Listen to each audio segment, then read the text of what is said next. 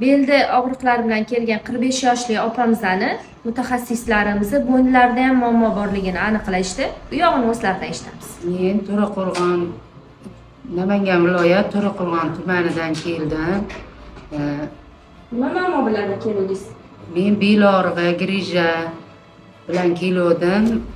Bo'ynimda ham nimalar bor ekan, ularni ham to'g'rilab qo'yishdi. Og'riqlar bilan kelganingiz? Og'rig'i bilan kelgan edim, yaxshi. 2 kunda mana ancha bilindi. Birinchi kursi 2 kunlik muolajasidan keyin natijalarimiz bilindi. Yaxshi. Yaxshi. Og'riq yo'q. Og'riq yo'q, og'riqlar yo'q, yaxshi. Qo'llari dard ko'rmasin.